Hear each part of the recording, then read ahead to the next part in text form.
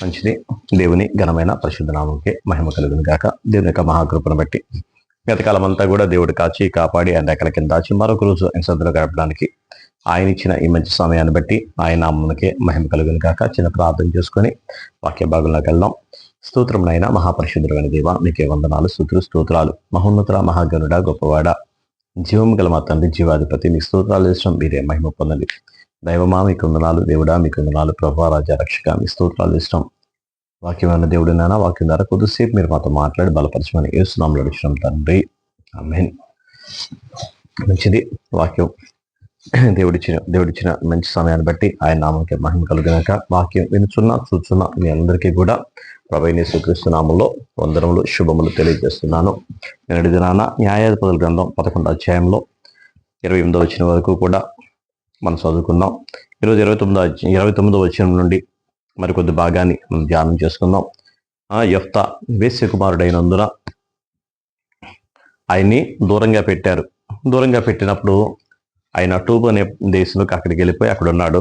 అక్కడ ఉన్నప్పుడు టూబు అనే ప్రాంతంలో ఆయన ఉండగా ఇప్పుడు జనులు ఇశ్రాయేలు మీదకి అమ్మోనీయులు యుద్ధానికి వచ్చి వారిని ఎంతో ఇబ్బంది పెడుతూ ఉండగా ఈ అమ్మోనీయుల చేతిలోండి విడిపించడం కోసం అని చెప్పేసి ఈ గిలాదులో ఉన్న ఈ ప్రజలందరూ కూడా టోబులో ఉన్న యెఫ్తా దగ్గరికి పంపించి, నువ్వు పరాక్రమం గల శూరుడవు, బలవంతుడవు, నువ్వు మాతో వచ్చి ఆ అమ్మోనీయులతో యుద్ధం చేసినట్లయితే యుద్ధం చేసిన తర్వాత గెలిచిన తర్వాత మేమందరం కూడా నువ్వు ఎలా చెప్తే అలా వింటాము అని చెప్పి ఆయన దగ్గర మాట తీసుకోవడానికి వచ్చారు. వచ్చినప్పుడు మీరు నన్ను తోసేశారు కదా, నన్ను దూరం పెట్టారు కదా అని చెప్పి ఆయన అన్నప్పుడు, అలా కాదు, నువ్వు కనుక మాకు విజయం ఇచ్చినట్లయితే కనుక మేము నీతోనే ఉంటామని చెప్పేసి నువ్వు చెప్పినట్టు చేస్తామని చెప్పి అని చేశారు. అయితే యెఫ్తా దేవుని యందు భయభక్తులు గలవాడు. యెఫ్తా దేవుని ఆత్మతో నిండినవాడు, దేవునికి పూర్తిగా సరెండర్ అయినవాడు. వీళ్ళు అక్కడ తీసుకుని వెళ్ళిన తర్వాత ముందు ఆయన చేసిన పని ఏదన్నా ఉందంటే ఆయన దేవునికి ప్రార్థన చేశాడు. దేవునికి ప్రార్థన చేసి దేవుని దగ్గర వేడుకుంటూ దేవునితో అడుగుతున్నాడు అనమాట. నువ్వు గనక నిజముగా అమ్మోనీయులు నా చేతికి గనక అప్పగిస్తే నా ఇంటి నుండి ఏది ఎదురుగా వస్తో అది నీకు ప్రతిష్ఠిస్తాను, లేదంటే గనక దహన బలిగా అర్పిస్తాను అని చెప్పి దేవుని దగ్గర తీర్మానం చేసుకున్నాడు. చూడండి ఒకసారి చూద్దాం. యెహోవా 29వ వచనంలో యెహోవా ఆత్మ యెఫ్తా మీదకి రాగా అతడు గిలాదులోను మనష్షేలోను సంచరించు గిలాదు మిస్పేలో సంచరించి గిలాదు మిస్పే నుండి అమ్మోనీయుల యుద్ధకు సాగెను. అప్పుడు యెఫ్తా యెహోవాకు మొక్కుకొనెను. ఎట్లనగా, నీవు నా చేతికి అమ్మోనీయులు నిశ్చయముగా అప్పగించిన యెడల నేను అమ్మోనీయుల యొద్ద నుండి క్షేమముగా తిరిగి వచ్చినప్పుడు నన్ను ఎదుర్కొనుటకు నా ఇంటి ద్వారము నుండి బయలుదేరి వచ్చునదేదో అది యెహోవాకు ప్రతిష్ఠితమగును, మరియు దహన బలిగా దాన్ని అర్పించెదను అనను. మరియు అనే మాట దగ్గర లేదా. అప్పుడు యెఫ్తా అమ్మోనీయులతో యుద్ధం చేయుటకు వారి యుద్ధకు సాగిపోయినప్పుడు యెహోవా అతని చేతికి వారిని అప్పగించెను. గనుక అతడు వారిని అనగా ఆరోయేరు మొదలుకొని మిన్నీతు వరకు అబేల్కా రామీము వరకు 20 పట్టణముల వారిని నిశ్శేషముగా హతం చేశాను. అట్లు అమ్మోనీయులు ఇశ్రాయేలుల ఎదుట నిలవకుండా అణిచివేయబడేది. ఈ 4 వచనాలు కూడా యెఫ్తా దేవుడికి ప్రార్థన చేశాడు. నా ఇంట్లో ఏదెదురు వస్తే, నా ద్వారం ఏదెదురు వస్తే దాన్ని నేను ప్రతిష్ఠిస్తాను, లేదంటే ఆ దహన బలిగా అర్పిస్తాను అని చెప్పి 2 మాటలు అన్నాడు. ఒకటి ప్రతిష్ఠించడం కాకపోయేది అయితే అంటే పశువులు కానీ ఏదైనా జంతువులు కానీ అయితే వాటిని దహన బలిగా అర్పించేది. అదే మనుషులు కానీ ఏదైనా అయితే కనుక దాన్ని ప్రతిష్ఠించేది. 2 విధానాలు ఉన్నాయి. బలి అర్పించడానికి అన్ని బలి అర్పించడానికి లేదు. గాడిద ఎదురొచ్చింది అనుకో, దాన్ని బలి అర్పించడానికి లేదు, దాన్ని ప్రతిష్ఠించడం వరకే. అలాగే దాన్ని బలిపీఠం మీద ఎక్కే ఉన్నాయి, బలిపీఠం మీద ఎక్కనివి ఉన్నాయి. బలిపీఠం మీద బలి అర్పించడానికి దేవుడు నిర్ణయించినవి ఉన్నాయి, దేవుడు నిర్ణయించనివి కూడా ఉన్నాయి. అలాగే మనుషుడు కనుక ఎదురొచ్చాడనుకో, దాన్ని బలి అర్పించడానికి లేదు. దేవుడు బలి కోరేవాడు కాదు, ఆయన కనికరం కోరేవాడే. కాబట్టి మనుషులు వస్తే దాన్ని బలి ఇవ్వడానికి లేదు. ఇక్కడ ఇంట్లో ఎవరు వస్తారో తెలియదు, ఏమొస్తో తెలియదు, ఏది వచ్చినా సరే నేను దేవునికి ప్రతిష్ఠిస్తాను లేదా బలిస్తానని చెప్పేసి యెఫ్తా దేవుడి దగ్గర మొక్కున్నాడు. అమ్మోనీయులు గనక చేతికి అప్పగిస్తే ఇప్పుడు ఏమైందంటే అమ్మోనీయులు నిజంగానే దేవుడు వారి చేతికి అప్పగించాడు. ఆ చేతులకి అప్పగించిన తర్వాత అమ్మోనీయులు జయించి తిరిగి వస్తా ఉన్నాడు. అమ్మోనీయులు జయించి తిరిగి వస్తూ ఉండగా యెఫ్తా యొక్క ఇంటిలో ఉండి యెఫ్తా మిస్పాలో ఉన్న తన ఇంటికి వచ్చినప్పుడు అతని కుమార్తె తంబురుతోనూ నాట్యముతోనూ బయలుదేరి అతని ఎదుర్కొనెను. ఆమె గాక అతనికి మగ సంతానమే గాని ఆడు సంతానమే గాని లేదు. కాబట్టి అతడు ఆమెను చూచి తన బట్టలు చించుకుని, అయ్యో నా కుమారి, నీవు నన్ను బహుగా కృంగజేసితివి. నీవు నన్ను తల్లడింప చేయువారిలో ఒకటివై ఉన్నావు. నేను యెహోవాకు మాట ఇచ్చున్నాను కనుక వెనక తీయలేను అనగా, ఆమె, నా తండ్రి, యెహోవాకు మాట ఇచ్చుంటివా? నీ నోటి నుండి బయలుదేరిన మాట చొప్పున నాకు చేయము. హల్లెలూయా. ఇక్కడ ఎవరైతే ఎదురొస్తారో వాళ్ళు నేను దేవుడికి ప్రతిష్ఠిస్తానన్నాడు కదా. ప్రతిష్ఠిస్తానన్నప్పుడు ఆయనకి ఇప్పుడు ఆ అమ్మోనీయులు జయించి ఇంటికి వస్తూ ఉండగా తన కుమార్తె తంబురుతోనూ నాట్యముతోనూ డాన్స్ వేసుకుంటా ఆ తండ్రిని ఎదుర్కొంటూ సంతోషంతో, అసలు నా తండ్రి జయించాడని చెప్పేసి ఆనందంతో ఎదురు వస్తూ ఉండగా ఇప్పుడు యెఫ్తాకి ఏం కనపడుతుందంటే దేవునికి ఇచ్చిన మాట కనపడుతుంది. దేవునికి ఇచ్చిన మాట ఈ రూపంలో కనపడుతుంది, తన కుమార్తె రూపంలో కనపడుతుంది. ఆ కుమార్తె ముందు వస్తా ఉంది. ఎదుర్కోవడానికి ఎదురు వస్తూ ఉండగానే ఎవరు వస్తున్నారంటే తన కుమార్తె వస్తుంది. కుమార్తెలో ఏం కనపడుతుందంటే దేవునికి ఇచ్చిన మాట కనపడుతుంది. ఏంటి ఆ మాట అంటే, ఎవరైతే వస్తారో వారిని దేవునికి నేను ప్రతిష్ఠిస్తానన్నాను. ప్రతిష్ఠించాలి అంటే దేవునికి ఇక సమర్పించినప్పుడు ఆమెకి వివాహం చేయడానికి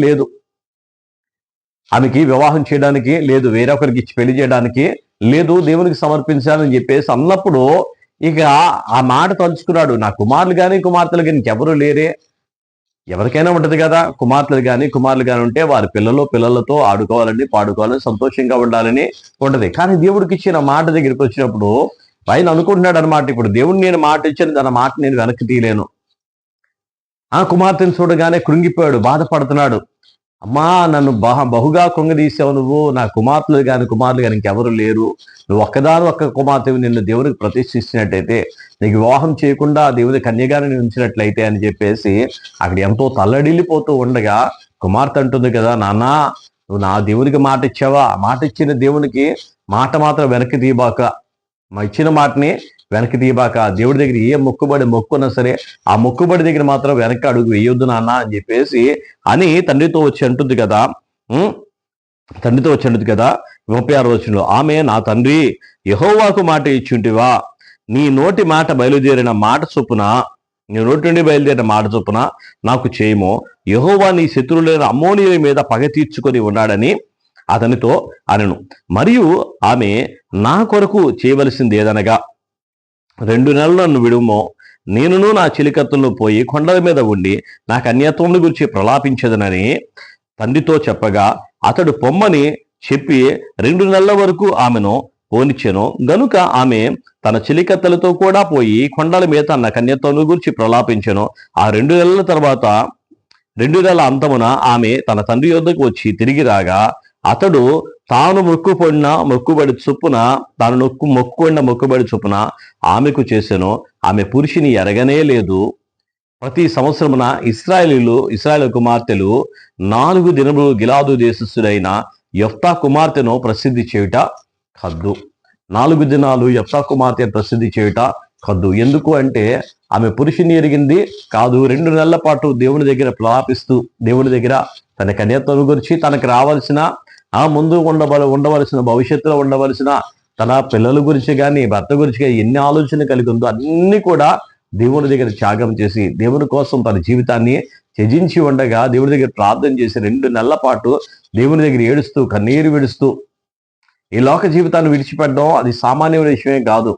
లోకంలో కోరికలు త్యజించడం అనేది సామాన్య విషయం కాదు. అది దేవుని యొక్క సహాయం లేకుండా దేవుణ్ణి మనం ఎంత వేడుకుంటే తప్ప అది జరిగే పని కాదు. అది మొక్కుకున్న దాన్ని బట్టి యెఫ్తా కుమార్తె వచ్చి దాన్ని స్థిరపరిచి, దాన్ని బలపరిచి, తండ్రి, నాన్న, నువ్వు మాట ఇచ్చావు, మాట మాత్రం నువ్వు వెనక్కి తీబాక అని చెప్పేసి ఆమె దగ్గర ఆమె వచ్చి 2 నెలల పాటు కొండల మీద తన చిలికత్తలతో కలిసి ప్రలాపిస్తూ దేవుడి దగ్గర అడిగి వేడుకుంటుంది. ఎందుకంటే కన్యత్వం నిలుపుకొని దాన్ని నిలబెట్టుకొని దాన్ని అలా ఆపుకోవడం అని చెప్పేసి అది చాలా చాలా కష్టమైన పని. జీవితం అన్న తర్వాత ఎన్నో రకాల కోరికలు, ఎన్నో రకాల ఆలోచనలు, అవన్నీ కూడా దేవుడి దగ్గర దేవుని సహాయం లేకుండా, దేవుని బలం పొందుకోకుండా ఎన్ని జయించడం చాలా చాలా కష్టం. అందుకని చెప్పేసి ఆమె వచ్చి అంటూ ఉండగా ఆమె అలాగే తీర్మానం చేసుకొని దేవుని శక్తిని పొందుకొని తండ్రి దగ్గరికి వస్తే ఆమెను దేవుని ప్రతిష్ఠించినప్పుడు ఆమె నిమిత్తమయ్యి ఆమె నిమిత్తమే ప్రతి సంవత్సరం 4 రోజుల పాటు ఆ కుమార్తెలందరూ వచ్చి చూడండి. ఒకసారి మనం చూసినట్లయితే మా యేసు తల్లి అయిన మరియను చూసినప్పుడు కూడా ఆమె కన్యక, గర్భవతి కుమారుని కరుణని దేవుని వాక్యంలో రాయబడి ఉంది. ఆమె కన్యక ఉంది, గర్భము ధరిస్తుంది. అంటే గర్భం వచ్చిందంటే సమాజం ఈ రోజు కూడా ఎగతాళిగా ఎలా వచ్చింది గర్భం అని ఎగతాళి చేసి మాట్లాడుకునే వాళ్ళు ఎంతో మంది ఉన్నారు. అయినప్పటికీ కూడా తల్లి అయిన మరియ ఎంతగానో ఎన్ని అవమానాలైనా, ఎన్ని నిందలైనా, ఇటువంటి కష్టమైనా భరించడానికి ఆమె సిద్ధపడింది. అలాంటి అన్నిటిని కూడా జయించడానికి ఆమె సిద్ధపడింది. అందుకే ఈ రోజుకి లోకంలో అనేక మంది మరియను దేవతగా పూజించే స్థాయిలోకి ఆమె ఉంది.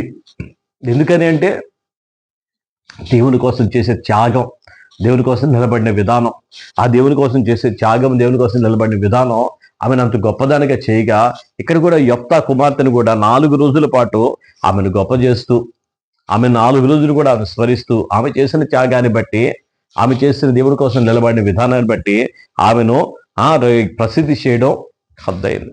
4 రోజుల పాటు ప్రతి సంవత్సరం కూడా ఇప్పటికీ కూడా అటువంటి ఒక ఉత్సవంగా ఆమె గురించి చేస్తూ ఉండగా, దేవుడి కోసం నిలబడడం అంటే సామాన్య విషయం కాదు. అటువంటి దేవుడికి మొక్కుబడి చిన్న చిన్న విషయాల్లోనే పడిపోతాం, చిన్న విషయాల్లోనే మనం తప్పిపోతాం. కానీ దేవుడైతే దేవుని కోసం నిలబడినట్లయితే దేవుడు అన్ని విషయాలు గొప్ప చేస్తాడు. చదివి అన్ని విషయాలు కూడా మనల్ని ఉన్నత పరిస్థితిలో మనల్ని ఉంచుతాడు. దేవుడి మాటలు దీవించి ఆశ్రయించడం గాక, ఆయన కృప మనకి తోడే ఉండి నడిపించడం గాక. ప్రార్థన చేసుకుందాం. స్తోత్రం నాయన, మహాపరిశుద్ధుడు వారి దేవ, మీకే వందనాలు, స్తోత్రాలు. మహోన్నత మహాగరుడ, మీకు వందనాలు.